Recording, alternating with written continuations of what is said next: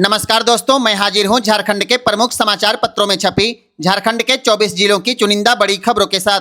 जानिए आज की तमाम बड़ी खबरें जो आपके लिए जानना बेहद जरूरी है। चाहे बात हो मैया सम्मान योजना की, पीएम और अबुआ आवास की, या फिर राशन कार्ड और पेंशन जैसी योजनाओं की। अगर आप झारखंड के हैं तो यह खबर आपके लिए बेहद जरूरी है। गढ़वा जिले के कई इलाकों में इन दिनों एक संदिग्ध गतिविधि सामने आई है। लड़कियों का एक समूह अचानक राह चलते वाहनों को रोककर और दुकानों में जाकर लोगों से पैसे मांग रहा है।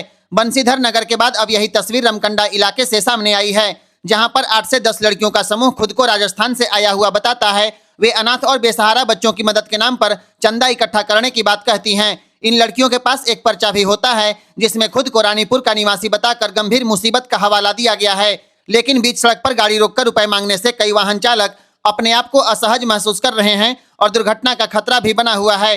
स्थानीय लोगों का कहना है कि जब पत्रकार इस पूरी गतिविधि को कैमरे में कैद करने की कोशिश करते हैं तो यह लड़कियां पैसा मांगना छोड़ देती हैं और वीडियो बनाने से मना करती हैं या डिलीट करने का दबाव भी डालती हैं। इस व्यवहार ने संदेह को और गहरा कर दिया है। कुछ जागरूक नागरिकों ने इसे संदिग्ध बताते हुए इसका विरोध भी किया है। अब जरूरत है कि प्रशासन इसकी सच्चाई की जांच करे ताकि मदद के नाम पर लोग ठगी का शिकार न हो और सड़क सुरक्षा पर कोई खतरा न बने।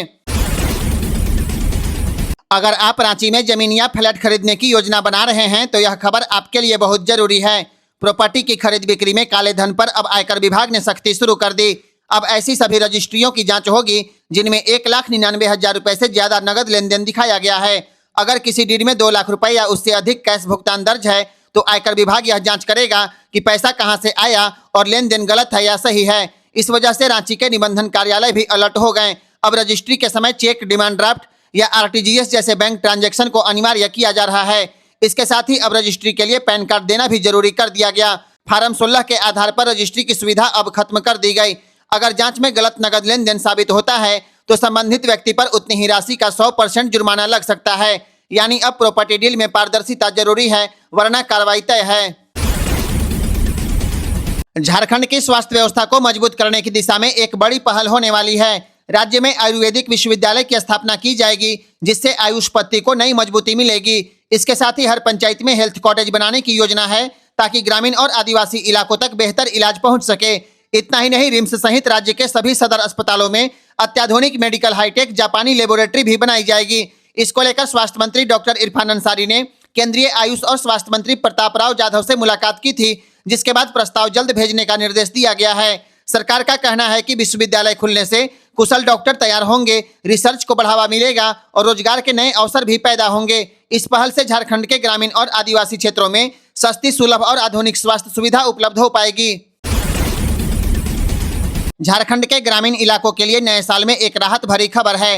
राज्य के 21 ऐसे ग्रामीण क्षेत्र जहां आज तक 5 किलोमीटर के दायरे में कोई बैंक नहीं था, वहां अब नई बैंक शाखाएं खोलने की तैयारी है। केंद्र सरकार ने इन इलाकों को पहले ही चिन्हित किया था, लेकिन दूर दराज इलाके, नेटवर्क की कमी और बुनियादी सुविधाओं के अभाव के कारण बैंक खोलने की प्रक्रिया धीमी पड़ गई। अब तक सिर्फ 8 जगहों पर बैंक शाखाएं खुल पाई है, जबकि बाकी इलाकों में बैंक मित्रों के सहारे काम चलाया जा रहा है। उम्मीद है कि नए साल में इन गांवों को भी सीधी बैंकिंग सुविधा मिल पाएगी और लोगों को कई किलोमीटर दूर दौड़ नहीं लगानी पड़ेगी। रांची और हटिया से यात्रा करने वाले यात्रियों के लिए एक अहम रेल अपडेट सामने आया है। रांची रेल मंडल में बालसरिंग स्टेशन के पास एक नया और आधुनिक कोचिंग डिपो बनाने की योजना है। इसका मकसद हटिया कोचिंग डिपो पर बढ़ते दबाव को कम करना और भविष्य की ट्रेनों के लिए बेहतर व्यवस्था तैयार करना है। रेलवे अधिकारियों के मुताबिक हटिया से करीब 6 किलोमीटर दूर बालसरिंग स्टेशन को इस वैकल्पिक टर्मिनल के लिए चिन्हित किया गया है। दक्षिण और पश्चिम दिशा की कई ट्रेनें आगे चलकर हटिया या रांची की जगह बालसरिंग से शुरू की जा सकती है। उत्तर दिशा की ट्रेनें बालसरिंग से चलकर लोढ़मा पिस्का बाईपास के वाई कनेक्शन के जरिए टोरी लाइन से उत्तर भारत की ओर जाएंगी। कुछ ट्रेनें हटिया और रांची में 10-10 मिनट का ठहराव लेकर आगे की यात्रा भी कर सकती हैं। रेलवे का कहना है कि हटिया यार्ड में जगह की कमी है और मौजूदा 8 वाशिंग पिट किसी तरह अभी की ट्रेनों का मेंटेनेंस कर पा रहे हैं। भविष्य की जरूरतों को देखते हुए यह व्यवस्था पर्याप्त नहीं है। बालसरिंग स्टेशन रांची रिंग रोड से सिर्फ 500 मीटर दूर है, जबकि एयरपोर्ट से करीब 8 किलोमीटर। इस वजह से नया कोचिंग डिपो यहां बनाना हर लिहाज से उपयुक्त माना जा रहा है। रेलवे की योजना है कि अगले 5 सालों में नई ट्रेनों की संख्या लगभग दोगुनी हो जाएगी, जिससे भीड़ भाड़ कम होगी और यात्रियों को बेहतर सुविधा मिल पाएगी। झारखंड के लोगों के लिए स्वास्थ्य से जुड़ी एक राहत भरी खबर है। केंद्र सरकार के स्वास्थ्य और परिवार कल्याण मंत्रालय ने झारखंड को 285 करोड़ 25 लाख रुपए आवंटित कर दिया। यह राशि राज्य की स्वास्थ्य व्यवस्था को मजबूत करने के लिए दी गई है। यह पैसा राष्ट्रीय स्वास्थ्य मिशन के तहत मां बच्चे के इलाज, अस्पतालों की व्यवस्था सुधारने, राष्ट्रीय स्वास्थ्य कार्यक्रम और शहरी स्वास्थ्य मिशन पर खर्च किया जाएगा। हालांकि राज्य सरकार इस पैसे को मनमर्जी से खर्च नहीं कर पाएगी। जिस काम के लिए केंद्र सरकार ने पैसा दिया है उसी काम में खर्च करना जरूरी होगा। हर 3 महीने में स्वास्थ्य विभाग को पूरा हिसाब देना होगा, कितना पैसा खर्च किया गया, कितना बचा है और किस मद में खर्च किया गया। ऑडिट रिपोर्ट और यूटिलाइजेशन सर्टिफिकेट भी जमा करना होगा। सरकार का कहना है कि इस निगरानी से पैसे का सही इस्तेमाल होगा और आम लोगों को बेहतर इलाज की सुविधा मिलेगी। गौरतलब है कि पिछले कुछ सालों में झारखंड को केंद्र से हजारों करोड़ रुपए स्वास्थ्य के लिए मिल चुके हैं। उम्मीद है कि इस नई राशि से राज्य के अस्पताल और स्वास्थ्य सेवाओं में साफ सुधार देखने को मिलेगा। झारखंड के शहरी और अर्धशहरी इलाकों के लिए एक राहत की खबर है। मुख्यमंत्री उज्ज्वला झारखंड योजना के तहत रांची और आसपास के जिलों में उन नए बसे टोले, मोहल्ले और कॉलोनियों तक बिजली पहुंचाई जाएगी जहां आज तक या तो बिजली नहीं थी या फिर जुगाड़ के सहारे काम चल रहा था। इस योजना पर करीब 437 करोड़ रुपए खर्च किए जाएंगे और इसका काम भी शुरू हो चुका है। सरकार का लक्ष्य है कि साल 2026 के जुलाई-अगस्त महीने तक इन इलाकों में बिजली आपूर्ति पूरी कर दी जाए। योजना के तहत 3 तरह के क्षेत्रों को कवर किया जाएगा जहां अब तक बिजली नहीं पहुंची, कुछ गली मोहल्ले जो पुरानी योजनाओं में छूट गए और नए बसे मोहल्ले और कॉलोनियां जहां अब तक बिजली पोल और लाइन नहीं लग पाई। ऐसे क्षेत्रों में बिजली पहुंचेगी। इस योजना से हजारों परिवारों को सीधी और सुरक्षित बिजली मिलने वाली है। इसके अलावा शहरी विस्तार वाले इलाकों में बिजली की समस्या 2026 में दूर हो जाएगी। सड़क दुर्घटनाओं में जिंदगी बचाने के लिए केंद्र सरकार ने एक बड़ा फैसला किया है। अब देश भर के राजमार्गों पर आपात स्थिति में सिर्फ 10 मिनट के भीतर एम्बुलेंस मदद के लिए पहुंच जाएगी। इसके लिए केंद्र सरकार ने जीपीएस आधारित basic life support route map को तैयार किया है। इस नई व्यवस्था के तहत राज्य एम्बुलेंस सेवा 108 को आपातकालीन नंबर 112 में विलय किया जाएगा। अभी अलग अलग राज्यों में 108 एम्बुलेंस सेवा और गर्भवती महिलाओं के लिए 102 सेवा काम कर रही है, जबकि राष्ट्रीय राजमार्गों पर 1033 नंबर से मदद मिलती है। अब इन सभी को एकीकृत करके 112 के तहत लाया जाएगा। इस सिस्टम में जैसे ही 112 डायल होगा, कॉल राज्य के सेंटर कमांड सेंटर में जाएगी। ऑपरेटर जरूरत के अनुसार कॉल को आगे ट्रांसफर करेंगे। जीपीएस के जरिए दुर्घटना स्थल के सबसे नजदीक एम्बुलेंस को सूचना मिलेगी और ड्राइवर को जाम रहित रास्ता चुनने में मदद मिलेगी। सरकार का दावा है कि इस एकीकृत व्यवस्था से देश के किसी भी हिस्से में हादसे के बाद 10 मिनट में एम्बुलेंस पहुंच जाएगी, जिससे हजारों जिंदगियां बचाई जा सकेंगी। बिहार और पंजाब के बाद अब Jharkhand social media, digital media और न्यू मीडिया के लिए अलग पॉलिसी बनाने वाला देश का तीसरा राज्य बनने वाला है। झारखंड सरकार के सूचना एवं जनसंपर्क विभाग द्वारा इस पॉलिसी का ड्राफ्ट लगभग तैयार कर लिया गया है। बताया जाता है कि यह पॉलिसी बिहार और पंजाब मॉडल पर आधारित होगी। इस पॉलिसी का मुख्य उद्देश्य डिजिटल माध्यमों से जन जागरूकता बढ़ाना और सरकारी विज्ञापनों का नियंत्रित व पारदर्शी वितरण करना है। नियम के दायरे में फेसबुक, इंस्टाग्राम, यूट्यूब, एक्स यानी Twitter, news portal, website, mobile app और सोशल मीडिया इन्फ्लुएंसर भी शामिल होंगे। पॉलिसी में यह भी प्रावधान किया गया है कि राष्ट्र विरोधी, अश्लील, सांप्रदायिक या भ्रामक कंटेंट प्रकाशित करने पर सूचीबद्धता को रद्द कर ब्लैकलिस्ट किया जा सकेगा। न्यू मीडिया को सूचना एवं जनसंपर्क विभाग में सूचीबद्ध कराने के लिए कड़े मानदंड तय किए जा रहे हैं। जैसे किसी सोशल मीडिया चैनल को कम से कम 1 साल पुराना होना चाहिए, न्यूनतम फॉलोअर्स होना चाहिए और नियमित रूप से मूल कंटेंट पोस्ट किया गया हो। भारतीय रेलवे की ट्रेन सुरक्षा से जुड़ी एक बड़ी खबर सामने आई है। रेलवे अब दिल्ली, मुंबई और दिल्ली हावड़ा जैसे देश के सबसे व्यस्त रूट पर कवच सुरक्षा सिस्टम 2026 में लागू करने की तैयारी कर रहा है। यह कवच सिस्टम ट्रेनों को निर्धारित स्पीड लिमिट में चलाने और टक्कर जैसी दुर्घटनाओं से बचाने के लिए तैयार किया गया है। रेलवे पहले इसे मार्च 2025 तक लागू करना चाहता था, फिर डेडलाइन दिसंबर 2025 की गई, लेकिन अब तीसरी बार यह योजना 2026 तक टल गई है। रेलवे अधिकारियों के अनुसार इन दोनों रूट पर करीब 25% काम पूरी तरह तैयार है, जबकि शेष 75% हिस्से में जरूरी उपकरण लगाए जा चुके हैं। भारतीय रेलवे का कहना है कि अब काम की रफ्तार तेज है और 2026 में कवच सिस्टम को पूरी तरह चालू कर दिया जाएगा। रेलवे का दावा है कि कवच लागू होने के बाद तेज रफ्तार ट्रेनों में सुरक्षा स्तर कई गुना बेहतर हो जाएगा। 6 जनवरी से 10 जनवरी तक राज्य के सभी प्रखंडों में स्वास्थ्य मेला का आयोजन किया जाएगा। यह मेला सामुदायिक और प्राथमिक स्वास्थ्य केंद्रों में लगेगा। राष्ट्रीय स्वास्थ्य मिशन के तहत आयोजित इस मेले में एलोपैथिक इलाज के साथ साथ आयुर्वेद, यूनानी और होम्योपैथी से उपचार की सुविधा मिलेगी। स्वास्थ्य मेला में मातृ शिशु स्वास्थ्य, आंख, कान, नाक, गला, मोतियाबिंद, दंत चिकित्सा, टीबी, कुष्ठ, मानसिक स्वास्थ्य, कैंसर जागरूकता और वरिष्ठ नागरिकों की स्वास्थ्य जांच की सुविधा मिलेगी। मेले में निःशुल्क जांच के साथ साथ दवाएं भी दी जाएंगी। गंभीर बीमारियों के मरीजों को जन औषधि की कम से कम 1 महीने की दवा निःशुल्क मिलने वाली है। इसके अलावा स्टॉल लगाकर आयुष्मान भारत मुख्यमंत्री जन आरोग्य योजना का कार्ड और डिजिटल हेल्थ आईडी भी बनाई जाएगी। जानकारी या शिकायत के लिए 24 घंटे टोल फ्री नंबर 104 पर कॉल कर सकते हैं, जबकि एम्बुलेंस सेवा के लिए 108 पर संपर्क करें। स्वास्थ्य विभाग का कहना है कि इस मेले का उद्देश्य इलाज के साथ साथ लोगों को स्वास्थ्य के प्रति जागरूक करना है। गढ़वा जिले में कड़ाके की ठंड और घने कोहरे के बीच राहत की बड़ी खबर सामने आई है। जिला प्रशासन के पास आखिरकार कंबलों की खेप पहुंच गई और आज से सभी प्रखंडों में 36,000 कंबलों का वितरण शुरू किया जा रहा है। इस बार कंबल और अलाव का मुद्दा झारखंड विधानसभा के शीतकालीन सत्र तक पहुंच गया था।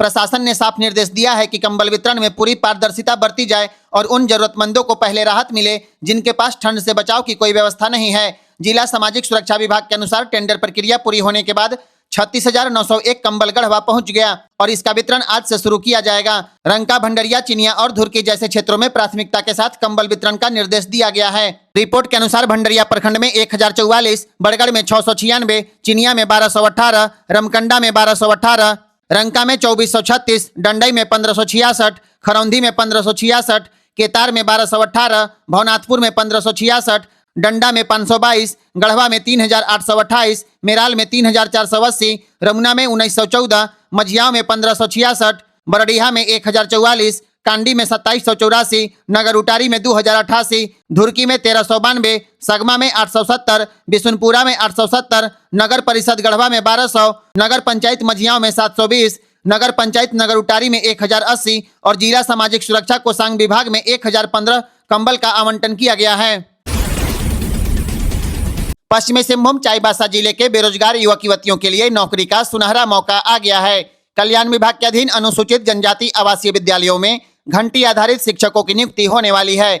इसके तहत विभिन्न विषयों में कुल 19 पदों पर भर्ती होगी। यह नियुक्तियां टेबो बंदगांव, कुंदरगुटू बंदगांव, तुलकोबाद मनोहरपुर, छोटा नागरा मनोहरपुर और चाईबासा के अनुसूचित जनजाति आवासीय विद्यालयों के लिए की जाएगी। हिंदी, अंग्रेजी, गणित, विज्ञान, भूगोल, संस्कृत, इतिहास, सामाजिक विज्ञान और प्राथमिक स्तर के 2 पदों सहित 19 पदों पर नियुक्ति होने वाली है। इसमें अनारक्षित के 13 और जनजाति के 6 पद रिक्त हैं। इच्छुक अभ्यर्थी 1 जनवरी से 17 जनवरी 2026 तक डाक के माध्यम से परियोजना निदेशक समेकित जनजाति विकास अभिकरण, कल्याण शाखा, पश्चिमी सिंहभूम चाईबासा के पते पर आवेदन जमा कर सकते हैं। इस बहाली से संबंधित अधिक जानकारी पश्चिमी सिंहभूम चाईबासा जिला प्रशासन की आधिकारिक वेबसाइट chaibasa.nic.in के रिक्वायरमेंट सेक्शन में उपलब्ध है।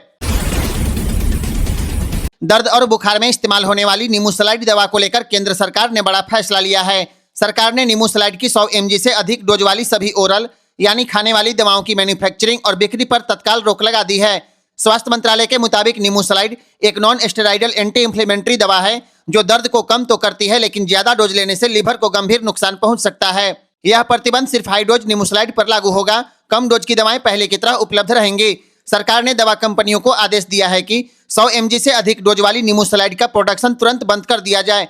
जो दवाएं पहले से बाजार में हैं उन्हें वापस मंगाने का निर्देश दिया गया है। गौरतलब है कि नीमूसलाइड के जानवरों में इस्तेमाल पर 11 महीने पहले ही पूरी तरह रोक लगाई जा चुकी है।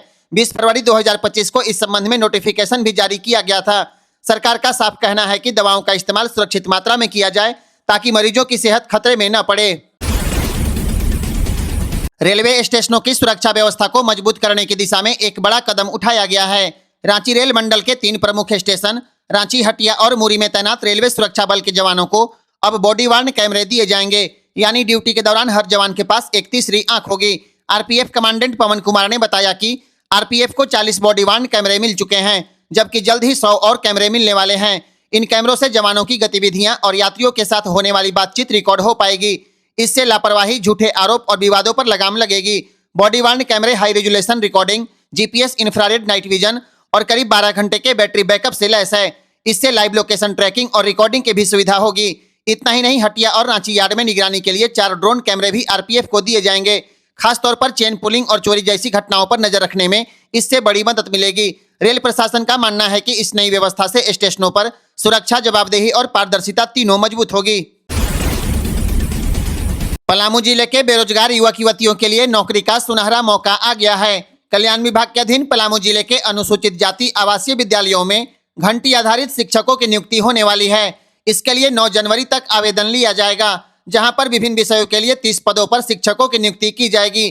कौआखो, चैनपुर, हरिहरगंज, पलामू, लेस्लीगंज और डुमरी छतरपुर के अनुसूचित जाति आवासीय विद्यालय के लिए विभिन्न विषयों के शिक्षकों के लिए पद रिक्त हैं।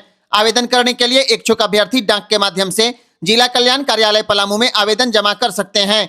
आपको बता दें, पीजीटी में एससी के 2, बीसी के 1 और सामान्य के 2 पद रिक्त हैं। इसी तरह टीजीटी में एससी के 4, एसटी के 1, बीसी 1 के 1, ईडब्ल्यूएस के 1 और सामान्य वर्ग के 5 के अलावे पीआरटी में एससी के 1, एसटी के 2, बीसी 1 के 1, बीसी 2 के 1, ईडब्ल्यूएस के 2 और सामान्य वर्ग के 6 पद रिक्त हैं। इस बहाली से संबंधित अधिक जानकारी पलामू जिला प्रशासन की वेबसाइट palamu.nic.in के रिक्वायरमेंट सेक्शन में उपलब्ध है। राज्य के सबसे बड़े सरकारी अस्पताल रिम्स से आम लोगों के लिए बड़ी राहत की खबर है। अब जन्म और मृत्यु प्रमाण पत्र के लिए लोगों को बार बार अस्पताल के चक्कर नहीं लगाने पड़ेंगे। रिम्स प्रबंधन जल्द ऐसी व्यवस्था लागू करने वाला है जिसके तहत आवेदन के बाद प्रमाण पत्र सीधे आवेदक के ईमेल पर चला जाएगा।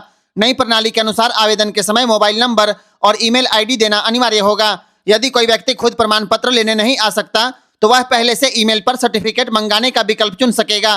प्रमाण पत्र तैयार होने के बाद ईमेल के जरिए भेज दिया जाएगा, जिस पर रिम्स का ई सिग्नेचर होगा और उसकी वैधता पूरी तरह मान्य होगी।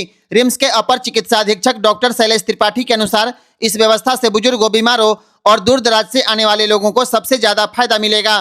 फिलहाल रिम्स में 2016 से अब तक के 5000 से अधिक जन्म और मृत्यु प्रमाण पत्र बनने के बाद भी लिए नहीं गए। नई डिजिटल प्रणाली लागू होते ही प्रमाण पत्र बनते ही आवेदक को सूचना मिलेगी, जिससे लंबित मामलों का निपटारा होगा और अस्पताल परिसर में अनावश्यक भीड़ भी कम होगी। 1 जनवरी 2026 से आपकी जेब से जुड़े कई बड़े नियम बदलने वाले हैं। बैंकिंग, टैक्स और डिजिटल भुगतान के मोर्चे पर नई चुनौतियां और नए मौके दोनों मिलेंगे। अगर पैन और आधार कार्ड अब तक लिंक नहीं है तो 1 जनवरी से पैन कार्ड निष्क्रिय हो जाएगा, जिससे बैंकिंग, निवेश और टैक्स रिफंड पर रोक लग सकती है। डिजिटल भुगतान में सुरक्षा बढ़ाने के लिए गूगल पे और फोन पे जैसे यूपीआई ऐप में सख्त केवाईसी और सिम बैंडिंग लागू होगी। किसानों के लिए बड़ा बदलाव किया जाएगा। किसानों के लिए भी बड़ा बदलाव किया जाएगा। पीएम किसान सम्मान निधि का लाभ पाने के लिए अब किसान आईडी जरूरी होगी। केंद्र सरकार 8वें वेतन आयोग की सिफारिशें लागू कर सकती है, जिससे करीब 1 करोड़ 20 लाख कर्मचारियों और पेंशन भोगियों के वेतन में 15 से 20% तक बढ़ोतरी संभव है। लोन लेने वालों के लिए बड़ा बदलाव यह है कि अब क्रेडिट स्कोर प्रत्येक सप्ताह अपडेट किया जाएगा। 1 दिन की देरी भी रिकॉर्ड में जाएगी, लेकिन समय पर भुगतान करने वालों को जल्दी फायदा मिलेगा। इसके अलावा नया इनकम टैक्स कानून प्री फिल्ड आईटीआर के साथ टैक्स फाइलिंग को और आसान बनाने की तैयारी में है। यानी नया साल सुविधा भी लाएगा, लेकिन नियमों की अनदेखी महंगी पड़ सकती है। शराब और तंबाकू को लेकर एक गंभीर चेतावनी सामने आई है। एक लंबे अध्ययन में खुलासा हुआ है कि रोजाना शराब पीना और खैनी गुटखा जैसे तंबाकू उत्पाद चबाना मुंह के कैंसर की सबसे बड़ी वजह बन रहा है। मुंबई स्थित सेंटर फॉर कैंसर एपिडेमियोलॉजी और होमी भाभा नेशनल इंस्टीट्यूट के शोधकर्ताओं ने 11 साल तक चले अध्ययन के बाद बताया कि मुंह के कैंसर के करीब 62% मामले शराब और तंबाकू से जुड़े हैं। रिसर्च के अनुसार रोजाना 1 पैग यानी करीब 9 ग्राम शराब पीने से बुक्कल म्यूकोसा कैंसर का खतरा 50% बढ़ जाता है। यहाँ तक कि कम मात्रा में शराब भी कैंसर का जोखिम बढ़ा देती है। यह अध्ययन 2010 से 2021 के बीच 1803 कैंसर मरीजों और 1903 स्वस्थ लोगों पर किया गया, जिसमें चौंकाने वाली बात यह रही कि करीब 46% केस 25 से 45 साल की उम्र के युवाओं में पाए गए। अध्ययन के नतीजे medical journal BMG global health में प्रकाशित हो चुका है। झारखंड में मुंह के कैंसर के करीब 19% मामलों में शराब को वजह बताया गया है। विशेषज्ञों का साफ कहना है कि शराब और तंबाकू से दूरी इस जानलेवा बीमारी से बचाव का सबसे बड़ा तरीका है। झारखंड के भूमि रिकॉर्ड को लेकर एक अहम बदलाव की तैयारी शुरू हो गई। केंद्र सरकार ने झारखंड को निर्देश दिया है कि रिकॉर्ड ऑफ राइट्स यानी लैंड रिकॉर्ड में जेंडर कॉलम जोड़ा जाए। इससे यह स्पष्ट हो सकेगा जमीन का स्वामित्व पुरुष, महिला या संयुक्त रूप से किसके नाम पर है। केंद्रीय ग्रामीण विकास मंत्रालय के भूमि संसाधन विभाग के संयुक्त सचिव कुणाल सत्यार्थी ने इस संबंध में झारखंड के राजस्व निबंधन एवं भूमि सुधार विभाग के सचिव चंद्रशेखर को पत्र लिखकर डिजिटल इंडिया भूमि अभिलेख आधुनिकीकरण कार्यक्रम के MIS पोर्टल पर जेंडर आधारित आंकड़े अपलोड करने की प्रक्रिया जल्द शुरू करने को कहा है। केंद्र का कहना है कि महिलाओं की जमीन में हिस्सेदारी अब भी सीमित है और जेंडर आधारित आंकड़ों के अभाव में महिला भूमि अधिकारों की सटीक तस्वीरें सामने नहीं आ पा रही। इस व्यवस्था से सरकारी योजनाओं के क्रियान्वयन, लाभार्थियों की पहचान, नीति निर्माण और जमीन विवादों में कमी आने की उम्मीद है। गौरतलब है कि ओडिशा में यह व्यवस्था पहले से लागू है, जबकि त्रिपुरा, मध्य प्रदेश, राजस्थान, कर्नाटक, तेलंगाना और उत्तर प्रदेश में इस पर काम चल रहा है। रेलवे में नौकरी का सपना देखने वाले 10वीं पास युवाओं के लिए बड़ी खुशखबरी है। रेलवे विभाग ने ग्रुप डी के अंतर्गत 22,000 रिक्त पदों पर भर्ती के लिए नोटिफिकेशन जारी कर दिया। इस भर्ती के लिए आवेदन प्रक्रिया 21 जनवरी 2026 से शुरू होगी। इच्छुक उम्मीदवार ऑनलाइन माध्यम से rrbapply.gov.in वेबसाइट पर जाकर ऑनलाइन आवेदन कर पाएंगे। योग्यता की बात करें तो अभ्यर्थी का किसी मान्यता प्राप्त बोर्ड से 10वीं पास होना जरूरी है। उम्र सीमा 18 से 36 वर्ष तय की गई है, जबकि आरक्षित वर्ग को नियमानुसार आयु में छूट मिलेगी।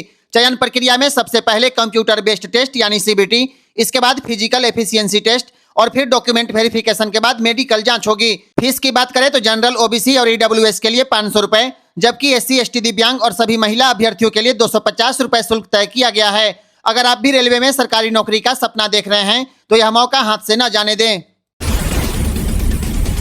झारखंड में कैंसर मरीजों के लिए राहत भरी खबर है। राजधानी रांची के रिम्स में कैंसर के इलाज के लिए यूरोप से विश्व स्तरीय अत्याधुनिक रेडियोथेरेपी मशीनें मंगाई जा रही हैं। इन मशीनों पर करीब 38 करोड़ रुपए खर्च होंगे। निविदा प्रक्रिया पूरी हो चुकी है, अब सिर्फ ऑर्डर दिया जाना बाकी है। रिम्स प्रशासन के मुताबिक इन मशीनों के आने के बाद कैंसर मरीजों को वह इलाज पूरी तरह मुफ्त मिलेगा, जिस पर निजी अस्पतालों में 1,75,000 रुपए तक का खर्च आता है। यह झारखंड की सरकारी स्वास्थ्य व्यवस्था में अब तक की सबसे बड़ी मेडिकल अपग्रेड मानी जा रही है।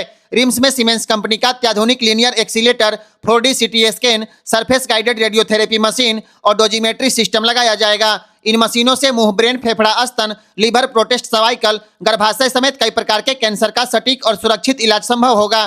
फिलहाल ब्रेकीथेरेपी मशीन की खरीदारी गवर्निंग बॉडी की मंजूरी के बाद होगी। कुल मिलाकर रिम्स में यह सुविधा शुरू होते ही कैंसर मरीजों को राज्य के बाहर जाने की मजबूरी काफी हद तक खत्म हो जाएगी। झारखंड में जमीन और फ्लैट खरीदने वालों के लिए बहुत बड़ी खबर है। अब म्यूटेशन के लिए बार बार ऑनलाइन आवेदन करने का रास्ता पूरी तरह बंद हो जाएगा। राज्य सरकार झारभूमि के सॉफ्टवेयर को नए साल में अपग्रेड करने जा रही है। अपग्रेड के बाद रजिस्ट्री होते ही डीड सीधे अंचल अधिकारी यानी सीओ के लॉगिन में पहुंचेगी। अगर सीओ ने एक बार म्यूटेशन आवेदन को रद्द कर दिया तो उसी डीड नंबर से दोबारा ऑनलाइन आवेदन संभव नहीं होगा। ऐसे में आवेदक को सीधे डीसीएलआर के पास अपील करनी होगी। सरकार का कहना है कि इस बदलाव से डुप्लीकेसी, फर्जीवाड़ा और अनावश्यक पेंडेंसी पर रोक लगेगी। अब 2008 से पहले के पुराने रजिस्टर्ड डीड पर सीधे म्यूटेशन नहीं होगा। ऐसे मामलों में डीसी के माध्यम से विभागीय अनुमति लेनी होगी। एक और बड़ा बदलाव होने वाला है। म्यूटेशन से पहले ऑनलाइन नोटिस जारी होगा और 15 दिन तक कोई भी आपत्ति दर्ज करा सकेगा। इससे वास्तविक रैयतों को मौका मिलेगा और सीओ की मनमानी पर अंकुश लगेगा। फिलहाल सॉफ्टवेयर अपग्रेड की वजह से पिछले 25 दिनों से पूरे राज्य भर में ऑनलाइन म्यूटेशन पूरी तरह से बंद है। सरकार का दावा है कि इस नई व्यवस्था से लंबित मामले घटेंगे और बेवजह आवेदन रद्द करने की परंपरा खत्म होगी। गढ़वा जिले के बेरोजगार युवाओं के लिए नौकरी का सुनहरा मौका आ गया है। नए साल के अवसर पर गढ़वा जिले में एसआईएस कंपनी की ओर से सिक्योरिटी गार्ड से लेकर सुरक्षा सुपरवाइजर के विभिन्न पदों पर बहाली ली जाएगी। चयनित युवाओं को 15,000 से 25,000 रुपए तक मानदेय दिया जाएगा। 2 जनवरी को भंडरिया, 3 जनवरी को रमकंडा, 4 को रंका, 5 को धुरकी, 6 को खरौंधी, 7 को केतार, 8 को भवनाथपुर, 9 को कांडी, 10 को बिशुनपुरा, 12 को चिनिया, 13 को डंडई, 16 को बरडीहा, 17 को मेराल, 18 को रमुना, 19 को मझियाव, 20 को नगर उटारी और 21 को गढ़वा सदर थाना में भर्ती कैंप का आयोजन किया जाएगा। भर्ती से जुड़ी जानकारी के लिए कमेंट बॉक्स में दिए गए नंबर पर फोन करें और हर अपडेट के लिए जीपीएल न्यूज को फॉलो करें।